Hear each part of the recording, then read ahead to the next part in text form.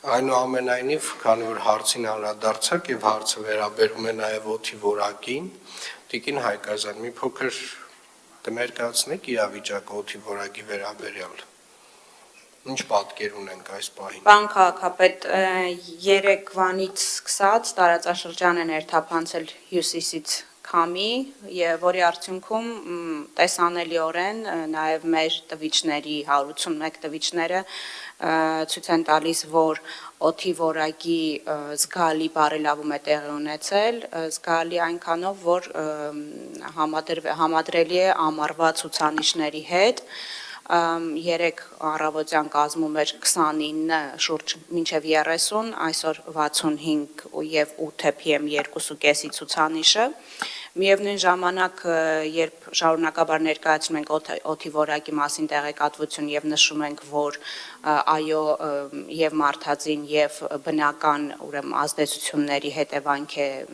տիրող իրավիճակը, նշեմ, որ առաջիկա ավականու նիստով, այսինքն չենք միայն բավարարվում նրանով, որ կա ցիկլոն կամ անտիցիկլոն, ավականու նիստով երկու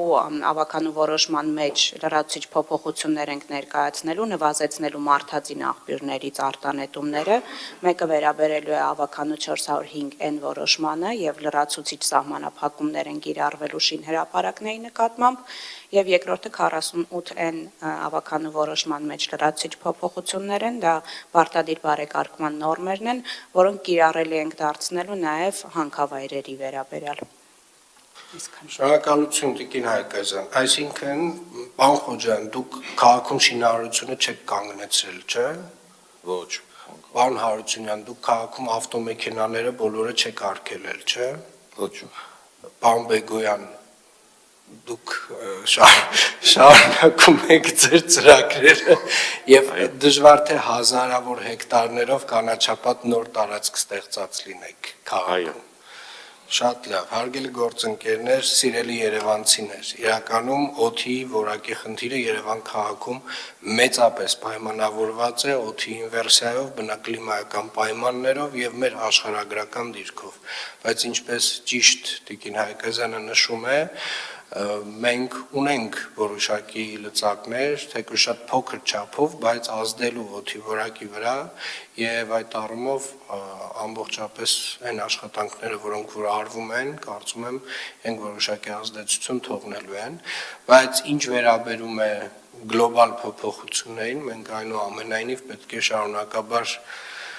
դիտարկենք մեծ ծավալով կանաչապատման աշխատանքները Երևան քաղաքից դուրս, որպեսզի կարողանանք թեկուզ որոշակի պատնեշ ստեղծել այն քամիների համար, որոնք որ բերում են այդ սմոգը, այդ օդը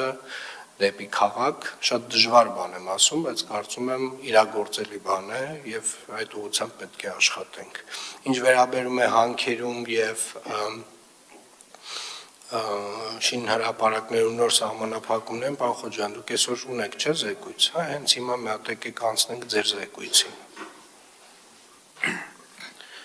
Պարոն քաղաքապետ, ձեր հանձնարարականի կատարումը ապահովելու